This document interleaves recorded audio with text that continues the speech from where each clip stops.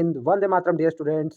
मैं आपका educator Shubham sir स्वागत करता हूं आपके अपने यूट्यूब प्लेटफॉर्म माई डी डी यू यूनिवर्सिटी पे। स्टूडेंट, जैसा आप अपने स्क्रीन पर देख पा रहे हैं, आज हम आपके लिए लेकर अवेलेबल हैं एक बहुत ही इंपॉर्टेंट प्रीवियस ईयर पेपर। जी हाँ स्टूडेंट्स, EDU BED 103 यानी जो हमारे B.Ed फर्स्ट सेमेस्टर के स्टूडेंट हैं उनके लिए 103 का प्रीवियस ईयर पेपर। स्टूडेंट, आप देख सकते हैं 2021-22 का प्रीवियस ईयर पेपर है जो आपके 4 क्रेडिट का है। इस पेपर का नाम आपका चाइल्डहुड एंड ग्रोइंग अप है। ठीक है, तो स्टूडेंट बिना टाइम वेस्ट किए आपको ले चलते हैं क्वेश्चन पेपर की तरफ, ताकि आपको पता चल सके कि पिछले बार कैसे क्वेश्चन आए थे और आपकी तैयारी बेहतरीन हो सकी। तो जो पहला क्वेश्चन कह रहा है कि हु प्रोपाउंडेड सोशियोमेट्री मेथड, तो समाजी मिति विधि का प्रतिपादन किसने किया था? तो सर्वप्रथम इसका प्रतिपादन जो कह रहा है कि ए कह रहा है क्रो एंड क्रो, बी कह रहा है गाल्टन, सी कह रहा है वुडवर्थ, डी कह रहा है मोरिनो। तो इसका राइट आंसर होगा डी, मोरिनो ने समाजी मिति विधि का प्रयोग किया था, यानी प्रतिपादन किया था सोशियोमेट्री मेथड का। ऑप्शन क्वेश्चन नंबर बी क्या कह रहा है? क्वेश्चन नंबर वो कह रहा है दूसरा, विच of the following is a type of interview method, निम्न में से साक्षात्कार विधि का एक प्रकार है। तो साक्षात्कार विधि का क्या एक प्रकार है? बी का ए कह रहा है स्ट्रक्चर्ड, बी कह रहा है अनस्ट्रक्चर्ड, सी कह रहा है सेमी स्ट्रक्चर्ड और डी कह रहा है ऑल ऑफ एबव, यानी रचित, गैर रचित, अर्ध रचित या उपयुक्त सभी। तो स्टूडेंट इसका राइट आंसर हो जाएगा ऑप्शन डी, जो कह रहा है कि यानी जो इंटरव्यू मेथड होता है वो स्ट्रक्चर्ड, रचित भी होता है, अनस्ट्रक्चर्ड भी होता है और सेमी स्ट्रक्चर्ड यानी अर्ध रचित भी होता है। तो ऑप्शन डी सही हो जाएगा। तीसरा क्वेश्चन कह रहा है कि अधिगम के प्राथमिक नियमों में से एक है, यानी कौन सा विच one of the following is a primary law of learning. तो 3 लॉ ऑफ लर्निंग में से क्या है? तो इसमें से देखिए कह रहा है, तो स्टूडेंट्स ये कह रहा है कि इसमें कौन सा है? तो ये जो 3 law of primary laws of learning है, तो इसमें से एक लॉ जो इसमें दिया हुआ है, तो ये इसका राइट आंसर हो जाएगा कि प्रभाव का नियम, लॉ ऑफ इफेक्ट। जो ऑप्शन आपका बी आपका सही हो जाएगा, लॉ ऑफ इफेक्ट बी। अगला क्वेश्चन देख लेते हैं क्या आया था। अगला क्वेश्चन आया था कि who among the following is associated with trial and error theory of learning. Trial and error theory of learning से यानी सीखने के प्रयास व त्रुटि के सिद्धांत से संबंधित है। तो पहला कह रहा है ए पावलो, बी कह रहा है हेगार्टी, सी कह रहा है रॉस और डी कह रहा है थॉर्नडाइक। तो इसका जो राइट आंसर हो जाएगा कि देखिए सीखने और सीखने के प्रयास और त्रुटि यानी error and trial, trial and error या एरर एंड ट्रायल मेथड जो है वो किसका है? ये थॉर्नडाइक का है। किसका है? Option D, Thorndike. ठीक है, तो इसका राइट आंसर हो जाएगा कि थॉर्नडाइक, जो गलतियों से व्यक्ति सीख लेता है। ठीक है, कह रहा है classical conditioning theory is propounded bye. तो क्या है क्लासिकल कंडीशनिंग थियरी? स्टूडेंट्स आपने पढ़ाई है, तो जो शास्त्रीय अनुबंधन है जिसको क्लासिकल कंडीशनिंग कहते हैं, तो वो किसके द्वारा, किससे एसोसिएटेड है? तो इसका राइट आंसर स्टूडेंट कह रहा है हल द्वारा, बी कह रहा है स्किनर द्वारा, सी कह रहा है पावलोव और डी कह रहा है कोहलर। तो राइट आंसर आपका हो जाएगा सी, पावलोव। पावलोव का ये जो क्लासिकल कंडीशनिंग थियरी है वो किसका है? तो पावलोव का। स्टूडेंट इस सारे थियरीज का जो दे रहा है इसको थोड़ा सा आप देख के देगा कि किसमें बंदर का प्रयोग है, किसमें चूहे बिल्ली का प्रयोग है, और ये सारी चीजों को आप देख के देगा। अगला क्वेश्चन कर रहा है the writer of the book behaviour of organism. बहुत इंपॉर्टेंट क्वेश्चन है स्टूडेंट, ये कह रहा है द बिहेवियर ऑफ ऑर्गेनिज्म नामक पुस्तक के लेखक कौन है?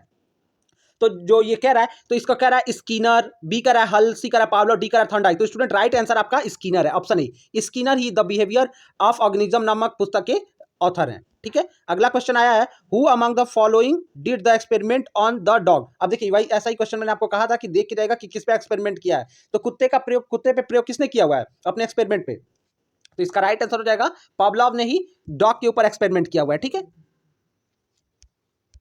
तो पावलोव के बाद अगला क्वेश्चन देख लेते हैं। कह रहा है स्किनर बॉक्स इज यूज्ड। देखिए जो स्किनर बॉक्स होता है वो किसके लिए प्रयोग होता है? तो स्किनर का जो बॉक्स होता है तो ये ऑपरेंट कंडीशनिंग के लिए इस्तेमाल होता है। तो कह रहा है किसके लिए? स्किनर बॉक्स का क्रिया प्रसूत अनुबंधन, एसआर। ठीक है, तो क्रिया प्रसूत अनुबंधन यानी ऑपरेंट कंडीशनिंग थियरी के लिए, कंडीशनिंग के लिए स्किनर बॉक्स का इस्तेमाल किया जाता है। ठीक है, ऑप्शन बी आपका सही हो जाएगा। अगला प्रश्न आया है कि learning is association, learning is an association between stimulus and. तो ये कह रहा है कि यानी जो अधिगम है प्रक्रिया उद्दीपन और किसके बीच में होती है? तो उद्दीपन और किसके बीच में होती है? तो ये कह रहा है कि पास्ट एक्सपीरियंस, बिहेवियर, रिस्पॉन्स या एनिमल, यानी पूर्व अनुभव, व्यवहार, अनुक्रिया और पशु। तो जो ये जो लर्निंग है स्टिमुलस और रिस्पॉन्स के बीच होता है, जो मतलब स्टिमुलस और रिस्पॉन्स जिसको कहते हैं अनुक्रिया। तो उद्दीपन और अनुक्रिया, इसको क्रिया अनुक्रिया उद्दीपन के नाम से भी जानते हैं। तो ये उद्दीपन और अनुक्रिया यानी रिस्पॉन्स के बीच में होता है स्टिमुलस का। तो इसका राइट आंसर हो जाएगा सी। अगला क्वेश्चन आता है learning is the modification of behaviour through experience and training. तो ये स्टेटमेंट किसका है? यानी अधिगम, अनुभव और प्रशिक्षण के परिणाम स्वरूप व्यवहार में परिवर्तन है। यानी जो अधिगम है वो अनुभव, प्रशिक्षण और परिणाम के स्वरूप जो बिहेवियर में चेंज है, एक तरह का परिवर्तन है। ये किसका स्टेटमेंट है? तो इसका राइट आंसर स्टूडेंट कह रहा है Gates and other, Morgan and Gilliland. ठीक है, गिलीलैंड। सी कह रहा है कॉर्नबैक, डी कह रहा है स्किनर। तो ये गेट्स का ये स्टेटमेंट है। तो ये जो स्टेटमेंट आपका दिया हुआ है कि जो लर्निंग की जो modification of behaviour through experience and training, यानी ये गेट्स का स्टेटमेंट है। तो गेट्स अन्य के साथ हम जाएंगे। ठीक है, अन्य में इनके सहयोगी, इनके साथ जो वर्क करने वाले इनके और सारे कलीग्स रहे हैं जो इनकी थियरी से सहमत रहते थे। अगला प्रश्न आया, विच of the following is the factor influencing individual difference, निम्न में से व्यक्तिगत भिन्नता को प्रभावित करने वाला कारक कौन सा है। तो कह रहा है कि हेरिडेटरी, वंशानुक्रम, इन्वायरमेंट, पर्यावरण, सी कह रहा है जेंडर, लिंग, डी कह रहा है ऑल ऑफ एबव। तो हेरिडेटी को यानी वंशानुक्रम को जो ये आपका क्वेश्चन है इसका राइट आंसर होगा डी। इसको प्रभावित करने वाला कारक ये सभी है, यानी हेरिडिटरी, इन्वायरमेंट, जेंडर, वंशानुक्रम, वातावरण और लिंग, ये तीनों व्यक्तिगत विभिन्नता यानी फैक्टर इंडिविजुअल डिफरेंस को ये करते हैं, ठीक है, प्रभावित करते हैं। अगला क्वेश्चन आया, teaching method based on individual differences, यानी व्यक्तिगत विभिन्नता के आधारित पर शिक्षण विधि क्या है। तो व्यक्ति इंडिविजुअल डिफरेंस पे आधारित शिक्षण विधि वो क्या कहलाती है, वो कहलाती है प्रोग्राम्ड इंस्ट्रक्शन। क्या कहलाती है, प्रोग्राम्ड, जो teaching method based on individual difference, जो व्यक्तिगत विभिन्नता के आधार पे जो टीचिंग प्रणाली अपनाई जाती है उसको व्याख्यान विधि नहीं कहते हैं, उदाहरण विधि यानी एग्जाम्पल मेथड भी नहीं कहते हैं, और डायरेक्ट मेथड भी नहीं कहते हैं, इसको कहते हैं अभिक्रमित अनुदेशन, यानी आपका ऑप्शन सी सही है, जिसको प्रोग्राम्ड इंस्ट्रक्शन भी कहते हैं अंग्रेजी में। अगला क्वेश्चन कह रहा है, which one is not related with the trait theory of personality, कौन व्यक्तित्व के गुण सिद्धांत से संबंधित नहीं है, कौन व्यक्तित्व के गुण सिद्धांत से संबंधित नहीं है। तो स्टूडेंट इसका राइट आंसर हो जाएगा, कह रहा है ए फ्रॉयड। तो देखिए फ्रॉयड, आल्पोर्ट, कैटल और आइंजेक, ये चार ऑप्शन है, फ्रॉयड, आल्पोर्ट, कैटल एंड आइंजेक। तो कौन सा की रिलेटेड नहीं है ट्रेट थियरी ऑफ पर्सनैलिटी से, मतलब थियरी कौन इसमें से ट्रेट थियरी ऑफ पर्सनैलिटी से रिलेटेड नहीं है। तो देखिए आल्पोर्ट भी थियरी ऑफ पर्सनैलिटी, कैटल भी और आइंजेक भी, ये तीनों संबंधित हैं। तो संबंधित कौन नहीं है, फ्रॉयड नहीं है। स्टूडेंट ये तीनों को आप देख के जाइएगा, ये जो तीनों हैं ये व्यक्तित्व के गुण सिद्धांत से संबंधित है। पूछ देगा कौन संबंधित है, तो एक नाम तो इसमें आप तीनों को याद रखिए, तीनों संबंधित हैं और बाकी फ्रायड संबंधित नहीं है। सिगमंड फ्रायड तो साइकोलॉजिकल से तो था, लेकिन ट्रेट थियरी से उनका कोई वो नहीं है। एडिपस कॉम्प्लेक्स, इलेक्ट्रा कॉम्प्लेक्स के लिए सिगमंड फ्रायड को जाना जाता है, ठीक है। तो अगला क्वेश्चन कह रहा था कि Rosa ink blot test is used to measure which of the following, यानी रोसा इंक ब्लॉक टेस्ट यानी स्याही धब्बा परीक्षण, जो रोसा का इसको इंक ब्लॉक टेस्ट की जगह पे रोसा स्याही धब्बा परीक्षण, ये बहुत इंपॉर्टेंट क्वेश्चन है स्टूडेंट, ये क्वेश्चन कह रहा है। तो रोसा का स्याही धब्बा परीक्षण का प्रयोग किसके मापन के लिए किया जाता है। तो देखिए जो ये रोसा का ये पर्सनैलिटी डेवलपमेंट एक्सपेरिमेंट है, ये व्यक्तित्व के मापन की व्यक्तित्व, तो राइट आंसर हो जाएगा ए, रोसा इंक ब्लॉक टेस्ट यूज किया जाता है पर्सनैलिटी को मेजर करने के लिए। अगला क्वेश्चन है, who has classified introvert personality and extrovert personality, किसने अंतर्मुखी और बहिर्मुखी व्यक्तित्व का वर्गीकरण किया है। तो कह रहा है कि फ्रायड ने, बी करा युंग ने, सी करा मन ने, डी करा अल्पोर्ट ने। तो देखिए ये जो इंट्रोवर्ट और एक्सट्रोवर्ट पर्सनैलिटी है ये किया है युंग ने, ऑप्शन बी युंग को जाता है, ठीक है। अंतर्मुखी और बहिर्मुखी व्यक्तित्व का वर्गीकरण युंग ने किया है। अगला क्वेश्चन कर रहा है, which one of the following is an emotion, निम्न में से कौन सा एक संवेग है। अब कौन सा एक इमोशन है, कौन सा एक संवेग है। तो पहला करा स्टिमुलस यानी उद्दीपक, बी करा मेमोरी यानी स्मृति, सी करा अम्यूजमेंट यानी आमोद और डी करा अटेंशन। तो इसमें से कह रहा कि इज एन इमोशन, तो इमोशन क्या, उद्दीपक इमोशन नहीं है, स्मृति नहीं है, आमोद जो आमोद प्रमोद होता है ना, तो अम्यूजमेंट उल्लास एक तरह से, आमोद, अटेंशन। तो इसमें से संवेग क्या है, आमोद, ठीक है, आमोद प्रमोद ये सब क्या होता है। तो ये सारे आपके एक संवेग हैं, एक इमोशंस है, ठीक है, बाकी इमोशंस नहीं है। अगला क्वेश्चन आया है, which one of the following is the first stage of cognitive development according to Piaget. अगला क्वेश्चन कह रहा है कि पियाजे के अनुसार संज्ञानात्मक विकास की प्रथम अवस्था क्या है। तो देखिए प्रथम अवस्था क्या है, बाकी तो सब है, लेकिन जो प्रथम अवस्था है वो क्या कहलाती है, sensory motor stage, sensory motor stage, option D right answer हो जाएगा आपका डी।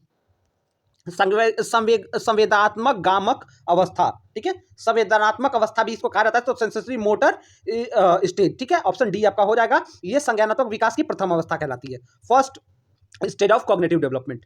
अगला क्वेश्चन है, which one of the following is objective method of personality measurement, ठीक है, यानी निम्न में से कौन सी व्यक्तित्व मापन की एक वस्तुनिष्ठ विधि है। तो किसकी मापन की कह रहा है, पर्सनैलिटी को यानी व्यक्तित्व मापन की। तो कह रहा है कि ऑब्जर्वेशन, अवलोकन, बी करा रेटिंग स्केल निर्धारण मापनी, सी करा इंटरव्यू, डी करा नन ऑफ द एबव, इनमें से कोई नहीं। तो देखिए व्यक्तित्व मापन के लिए अवलोकन, ऑब्जर्वेशन से व्यक्तित्व मापन होता नहीं है, साक्षात्कार से भी व्यक्तित्व का मापन नहीं हो सकता है, ठीक है। तो कह रहा है कि ऑब्जेक्टिव मेथड जो है कि कौन सी व्यक्तित्व मापन की वस्तुनिष्ठ। तो देखिए साक्षात्कार से तो पर्सनैलिटी को थोड़ा बहुत जाना जा सकता है, लेकिन जो वस्तुनिष्ठ विधि है वो रेटिंग स्केल है, ठीक है, जिसको कहते हैं निर्धारण मापनी, ठीक है, रेटिंग स्केल, बी के साथ जाएंगे हम। अगला क्वेश्चन है, कह रहा है which one of the following is not a theory of intelligence, यानी जो बुद्धि का एक सिद्धांत नहीं है, क्या कह रहा है, मल्टी फैक्टर थियरी, ठीक है, ये होता ही होता है। टू फैक्टर थियरी ये भी होता है। फिर कह रहा है थियरी ऑफ रिग्रेशन। अब ये देखिए थियरी ऑफ रिग्रेशन और चौथा भी देख लेते हैं हम ऑप्शन, कह रहा है यूनिफैक्टर थियरी। तो एक तत्व सिद्धांत, द्वि तत्व सिद्धांत, बहु तत्व सिद्धांत, ये तीनों जो है यूनिफैक्टर, मल्टीफैक्टर और टू फैक्टर, तो ये तीनों है। बचा क्या? थियरी ऑफ रिग्रेशन, यानी प्रत्यागमन का सिद्धांत जो होता है वो बुद्धि का सिद्धांत नहीं है। ठीक है, चलिए अगला क्वेश्चन देख लेते हैं। अगला क्वेश्चन है concept of mental as was given by. अब मेंटल एज कौन है? तो मेंटल एज का के बारे में किसमें, बीने के फार्मूला से ना मानसिक आयु निकालते हैं। ये फार्मूला आप देख के जाएगा स्टूडेंट, ये क्वेश्चन बहुत इंपॉर्टेंट है। मेंटल एज जो निकाले, जो भी है, जो आईक्यू निकालने के लिए जो फार्मूला है बीने का, तो बीने का स्केल जो है, तो मानसिक आयु का संप्रत्यय बीने का दिया हुआ है और बीने का स्केल भी है। ठीक है, चलिए अगला क्वेश्चन है student, according to the census 2011 the population of the deprived Dalit classes in India was, यानी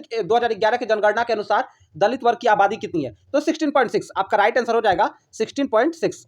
ठीक है, आप थोड़ा सेंसस से जुड़े हुए और question, women ratio, women education ratio, शिक्षा प्राप्ति, ये सब क्वेश्चन थोड़ा सा देख लीजिएगा।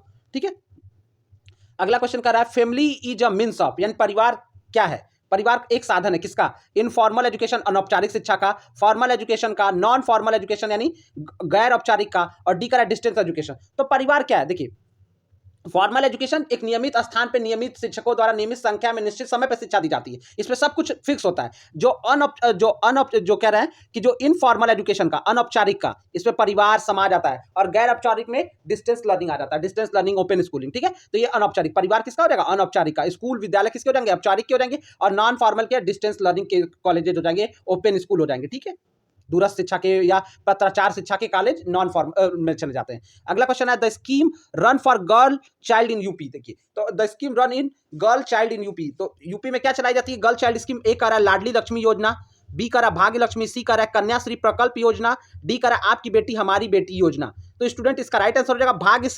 भाग्य लक्ष्मी योजना। ये यूपी गवर्नमेंट की स्कीम है जिसमें नियर अबाउट टोटल 2 लाख के 2 या 2.5 लाख के आसपास राशि दी जाती है, और ये इंस्टॉलमेंट में दी जाती है। ठीक है, और ये किसको दिया जाता है? बिलो पॉवर्टी लाइन की गरीब बेटियों के लिए ये स्कीम है, उनके पढ़ने के लिए और उनके विवाह के आगामी योजनाओं के लिए। ठीक है, अब देखिए कन्या सुकन्या योजना देखिएगा, कन्या सुमंगला देख के जाइएगा, कन्या सुकन्या का देखिए। जो लाडली लक्ष्मी है ये आपका मध्य प्रदेश की योजना है। ये कहाँ की योजना है? मध्य प्रदेश की। और फिर कन्याश्री प्रकल्प योजना ये आपकी पश्चिम बंगाल की योजना है, और आपकी बेटी हमारी योजना ये योजना आपकी हरियाणा सरकार की है। तो यूपी का पूछा है तो ऑप्शन बी आपका सही होगा, भाग्य लक्ष्मी योजना। अगला क्वेश्चन आया द फॉर्मूला ऑफ आईक्यू। देखिए मैंने आईक्यू की बात की और आईक्यू पे क्वेश्चन आ गया, तो ये जो आईक्यू निकालने के लिए मानसिक आयु क्या है फॉर्मूला? तो mental age upon real age, जिसको क्रोनोलॉजिकल एज कहते हैं, इनटू 100। राइट आंसर आपका डी होगा। देखिए मैं और सारा कंफ्यूज नहीं कर रहा हूं, राइट आंसर आपका डी होगा। मेंटल एज को ऊपर रखेंगे, एम ए ऊपर, क्रोनोलॉजिकल एज जो होता है यानी रियल एज, इसको आर ए भी कहते हैं। तो मेंटल एज नीचे क्रोनोलॉजिकल एज इंटू 100,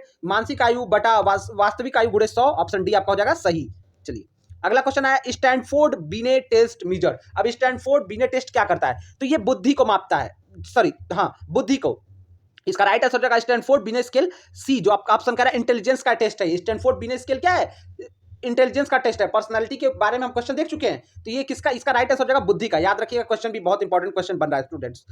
ठीक है, इस क्वेश्चन से मिलते जुलते सारे क्वेश्चन और बुद्धि मापन टेस्ट परीक्षण ये सब देख के जाएगा इस पेपर में। बहुत इंपॉर्टेंट ये पेपर आपका है, और अगर आप इसको अच्छे से करते तो आपको अच्छे खासे नंबर ये पेपर दिला सकता है। अगला क्वेश्चन आता who propounded the two factor theory of intelligence, यानी two factor theory of intelligence किसका दिया गया, जिसको कहते हैं बुद्धि का द्विकारक सिद्धांत, किसने दिया? तो स्पीयरमैन। राइट आंसर हो जाएगा बुद्धि का द्विकारक सिद्धांत। आप देखिएगा बुद्धि का यूनिफैक्टर और मल्टीफैक्टर ये सब देख के जाएगा, स्पीयरमैन। ये राइट आंसर किसका यहाँ पे क्या हो जाएगा? बी, स्पीयरमैन का। जो टू फैक्टर थियरी की बात कर रहा है, जो द्विकारक सिद्धांत की बात कर रहा है, तो ये किसका है? स्पीयरमैन का है। ठीक है, अगला क्वेश्चन देख लेते हैं student, IQ level of average intelligent children will be. अब देखिए एवरेज चिल्ड्रन के ऊपर, विशिष्ट के लिए, जड़ बुद्धि के लिए क्या क्या है, ये तीनों आप देख के जाएगा। एकदम डम के लिए क्या है, तो यहाँ पे क्या पूछा है? यहाँ पे पूछा है औसत बुद्धि। तो औसत बुद्धि कितना होती है? 90 से 110। औसत बुद्धि कितनी है? 90 to 110। अब इससे अगर ऊपर जा रहा है तो एक्स्ट्रा ऑर्डिनरी बच्चा है, एवरेज नहीं है, एक्सपर्ट है, इंटेलिजेंट है। एक्स्ट्रा इंटेलिजेंट है, इंटेलिजेंट में जाएगा। तो यहाँ पे एवरेज के लिए बी ऑप्शन 90 to 110 हो जाएगा। चलिए अगला क्वेश्चन आया था instinct theory of motivation has given by.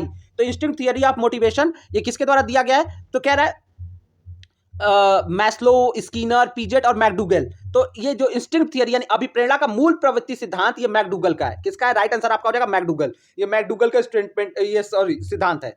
ये थियरी किसके द्वारा प्रोपाउंड की गई है? तो ये मैकडूगल द्वारा प्रोपाउंड की गई है। अगला क्वेश्चन जो आया हुआ था which of the following is a technique of enhancing learners motivation, यानी निम्न में से विद्यार्थियों की अभिप्रेरणा को बढ़ाने की तकनीक क्या है। तो विद्यार्थियों की अभिप्रेरणा को बढ़ाने की टेक्निक क्या है, कह रहा है सीखने की इच्छा, ये ठीक है। बी करा उद्देश्य और लक्ष्यों का ज्ञान, सी करा आकांक्षा स्तर यानी एम्बिशन लेवल, और डी करा ऑल ऑफ दिस। तो ये सारे तो इंपॉर्टेंट हो गए, तो इसमें से राइट आंसर हो जाएगा कि ऑल ऑफ दिस। कह रहा है enhancing technique of learner motivation, यानी जो अब विद्यार्थियों की अभिप्रेरणा को ये सारा बढ़ाएगा, सीखने की इच्छा उनकी बढ़ाएगी, उद्देश्य और लक्ष्यों का उनको ज्ञान रहना चाहिए, आकांक्षा स्तर मतलब किस तरह का उनका वो है एम्बिशन लेवल है, तो ये सारा इंपॉर्टेंट है। तो आंसर डी इसके साथ सही हो जाएगा। अगला क्वेश्चन आया है विच of the following is not a factor affecting learning, तो कौन सा सीखने के को प्रभावित करने वाला कारक नहीं है। ए कर रहा है विल टू लर्न, सीखने की इच्छा, बी कर रहा है इंटेलिजेंस बुद्धि, सी कर रहा है फिजिकल हेल्थ, और डी कर रहा है केस हिस्ट्री। तो स्टूडेंट इसका राइट आंसर है कि कौन सा सीखने को प्रभावित करने वाला कारक नहीं। तो जो हम बाकी तीनों कारक देख रहे हैं, अब केस हिस्ट्री क्या है, चीजों को एनालाइज करने के लिए होती है कि क्या हुआ क्यों हुआ, तो हम केस हिस्ट्री देखते हैं तो हम एक कंक्लूजन पे पहुंचते हैं। लेकिन ये प्रभावित क्या करता है, सीखने की इच्छा प्रभावित करती है, बुद्धि करती है, और हेल्थ तो यानी फिजिकल हेल्थ तो इंपॉर्टेंट है ही है, साथ में मेंटल हेल्थ भी इंपॉर्टेंट है। मेंटल हेल्थ नहीं दिया है ऑप्शन में, लेकिन ये प्रभावित करने वाला कारक है, और नहीं करने वाला कारक क्या है, केस हिस्ट्री नहीं है। चलिए अगला क्वेश्चन आया, who discovered the psycho analytical method. देखिए अब ये मैंने बताया था question, Sigmund Freud psycho analytical में जाता है, मैंने बताया था ना इलेक्ट्रा कॉम्प्लेक्स और वो एक और अभी बताया था। तो ये सारा जो है मनोविश्लेषणात्मक है। हाँ, तो इसमें सिगमंड फ्रॉइड में है, ठीक है। इडिपस कॉम्प्लेक्स, इलेक्ट्रा कॉम्प्लेक्स, ये दोनों ये मनोविश्लेषण विधि के ही वो थियरीज है। तो सिगमंड फ्रॉइड इसका एसोसिएटेड है, साइको एनालिटिकल थियरी के साथ जुड़े हुए हैं सिगमंड फ्रॉइड। अगला क्वेश्चन आया, according to McDougall the number of instinct, यानी मूल प्रवृत्तियों की संख्या मैकडूगल के अनुसार कितनी है। तो 14 मूल प्रवृत्तियों, याद रखिएगा स्टूडेंट, इसको देख लीजिएगा, ठीक है। तो कितने मूल प्रवृत्तियां हैं, राइट आंसर हो जाएगा डी 14। कितनी मूल प्रवृत्तियां हैं, 14, ठीक है। अगला क्वेश्चन आया है, मीनिंग ऑफ इंट्रोस्पेक्शन, यानी इंट्रोस्पेक्शन मतलब अंतर्दर्शन, अपने आप को जानना। इंट्रोस्पेक्शन क्या कर रहा है, तो इसका क्या मीनिंग है, देखिए ए कह रहा है looking others, looking with in, अपने आप में देखना, बस वही ना, अंतर्दर्शन, अपने आप को देखना भैया, ये तो लुकिंग विद इन होगा, ठीक है। राइट आंसर हो जाएगा इंट्रोस्पेक्शन, खुद की जांच करना, हम कहां पे हैं, किस अवस्था में है, क्या मेरा लेवल है, हम क्या कर सकते हैं, अपने आप को एनालाइज करने की प्रोसेस कहलाती है इंट्रोस्पेक्शन, ठीक है। अगला क्वेश्चन कह रहा है, educational psychology describe and explain the learning experiences of an individual from birth to through old age। अब ये स्टेटमेंट किसका है, यानी शिक्षा मनोविज्ञान व्यक्ति के जन्म से लेकर वृद्धावस्था तक सीखने के अनुभवों का वर्णन तथा व्याख्या करता है। तो स्टूडेंट किसका है ये स्टेटमेंट, ये स्टेटमेंट हो जाता है क्रो एंड क्रो का। देखिए क्रो एंड क्रो ही कहता है कि जो एजुकेशनल साइकोलॉजी है वो क्या करती है, जन्म से लेकर वृद्धावस्था तक सीखने के अनुभवों को वर्णन करती है, ठीक है, उसकी व्याख्या करती है। तो क्रो एंड क्रो हो जाएगा। अगला प्रश्न जो आया हुआ था आपके एग्जाम में स्टूडेंट्स, वो कह रहा है concrete operational stage is the stage of development proposed by. तो यानी कह रहा है विकास की जो कॉन्क्रीट है यानी मूर्त संक्रियात्मक अवस्था। देखिए आप स्टूडेंट इंग्लिश हिंदी मैं दोनों इसलिए बता रहा हूं कि कई बार जो है कॉन्क्रीट ही लिख देगा, ठीक है। क्वेश्चन में इंग्लिश वर्ड को भी यूज किया जा रहा है, बहुत सारे पेपर्स में हम देख रहे हैं। तो इसलिए आप देखिए कि यानी जो कह रहा है मूर्त संक्रियात्मक अवस्था यानी कॉन्क्रीट ऑपरेशनल स्टेज में से किसने दिया, इसको किसने प्रोपाउंड किया है, तो ये पीजेट, ठीक है। तो इसको ये जो ऑप्शन आपका डी है पियाजे, तो ये क्या है, तो ये जो कॉन्क्रीट ऑपरेशनल स्टेज है यानी जो विकास की मूल संक्रियात्मक अवस्था पियाजे के द्वारा दी गई है, ठीक है, प्रतिपादित की गई है। सेटिस्फैक्शन ऑफ द ग्रीगेरियसनेस यानी समूह प्रवृत्ति की तुष्टि, यानी satisfaction of gregariousness is concerned with which of the following stage, यानी समूह की प्रवृत्ति की तुष्टि निम्न से किस अवस्था से है। तो सामूहिक प्रवृत्ति की तुष्टि जो होती है वो आपके चाइल्डहुड यानी जो चाइल्डहुड जो आपका कह रहा है बाल्यावस्था से, ये किससे जुड़ी होती है, बाल्यावस्था से जुड़ी हुई होती है, ठीक है। तो सेटिस्फैक्शन ऑफ ग्रीगेरियसनेस जो है वो चाइल्डहुड यानी ऑप्शन ए आपका इससे जुड़ी हुई है। अगला क्वेश्चन आया था स्टूडेंट, साथ ही साथ ये कहना चाहूंगा स्टूडेंट, अगर आपको मेरा वीडियो लेक्चर अच्छा लग रहा है तो आप चैनल को लाइक सब्सक्राइब करिएगा, फ्रेंड्स के बीच शेयर करिएगा। आपके इस एफर्ट से हमको बहुत ज्यादा क्या कहते हैं एक तरह से बूस्ट मिलता है, ठीक है। अगला क्वेश्चन देख लेते हैं, विच of the following stage of development is called spring of life. अब किसको जीवन का वसंत कहा गया, अब देखिए तूफान का काल भी देख के रहेगा, तो वो किसको कहा गया वो भी मैं आपको बता दूंगा अभी। तो ये कह रहा है कि स्प्रिंग ऑफ लाइफ किसको कहा जाता है, तो स्प्रिंग ऑफ लाइफ चाइल्डहुड को कहा जाता है। जीवन का वसंत क्या है, बाल्यावस्था है। किशोरावस्था को मत लगा दीजिएगा, किशोरावस्था को तूफान का काल कहा गया है, ठीक है। जो एडोलेसेंस है आपका इज ये जो क्या है, ये तूफान का काल है, ठीक है। तो इसको आप समझ के जाएगा, बाल्यावस्था जीवन का बसंत है, ठीक है। बसंत वो बाल अवस्था है। अगला क्वेश्चन कर रहा है शैशवावस्था का समय। अब देखिए शैशवावस्था का समय क्या होता है, देखिए शैशवावस्था जो इन्फेंसी क्या होती है, 0 to 2 कितने साल तक होती है, 2 वर्ष तक की इन्फेंसी होती है। बाकी आप देख लीजिएगा ये कितना है आपका शैशव बाल अवस्था कितना समय है, आप ये भी देखिए जाएगा स्टूडेंट्स की जो आपका एडल्ट स्टेज है वो आपके 17 से है, ये 17 साल तक का पीरियड होता है। तो ये सब आप देख के जाएगा, 6 से 8 साल क्या होता है, ये सब आप देख के बाल अवस्था का पीरियड भी देख के जाइएगा, ठीक है। अगला क्वेश्चन कह रहा है अब 2 साल तक आपका चाइल्डहुड शैशवावस्था हो जाता है, इससे आपका जन्म से लेके 6 से 8 साल के बीच में आपका बाल अवस्था हो जाता है, ठीक है। 2 से लेके 6 से 8 के बीच का समय। अगला क्वेश्चन कह रहा है कि growth of a child is mainly related to, बच्चे की वृद्धि मुख्यतः संबंधित है। Growth of a child mainly related to, growth of child किससे जुड़ी हुई है, तो कह रहा है सोशल डेवलपमेंट, बी कह रहा है मोरल डेवलपमेंट यानी सामाजिक विकास से या नैतिक विकास से, सी कह रहा है इमोशनल डेवलपमेंट भावात्मक विकास से, और डी कह रहा है फिजिकल डेवलपमेंट। तो देखिए ग्रोथ क्या है, ग्रोथ ऑफ अ चाइल्ड वो फिजिकल डेवलपमेंट है। ग्रोथ क्या है, फिजिकल है। ग्रोथ फिजिकल डेवलपमेंट होता है और ग्रोथ क्या होता है, फिजिकल डेवलपमेंट, बस शारीरिक विकास। और ओवरऑल डेवलपमेंट में मेंटल फिजिकल सब मिला के मानसिक जो विकास होता है तो वो डेवलपमेंट कहलाता है। तो चाइल्ड का बढ़ना वो फिजिकल डेवलपमेंट है। जो लास्ट क्वेश्चन आया था स्टूडेंट वो कह रहा है in a normal zygote the number of the chromosomes pair is, यानी सामान्य संयुक्त कोशिका में गुणसूत्र कितने का पेयर कितना होता है, गुणसूत्र का कितने, जो क्रोमोसोम्स के पेयर कितने होते हैं, गुणसूत्रों के कितने जोड़े होते हैं। तो इसका राइट आंसर हो जाएगा 23। कितने पेयर होते हैं, एक्स वाई क्रोमोसोम्स होते हैं ना, तो वो जो होते हैं वो 23 पेयर्स में होते हैं। कितने उनकी जो संख्या है वो कितनी है, जोड़ों में 23 है। तो स्टूडेंट आशा करता हूं आपको मेरे द्वारा बताए गए क्वेश्चन और उनके आंसर समझ में आए होंगे। आपके पेपर के लिए आपको गुड लक। मिलते हैं आपको नेक्स्ट वीडियो में एक और इंपॉर्टेंट प्रीवियस ईयर पेपर लेकर। Thank you so much, good luck once again.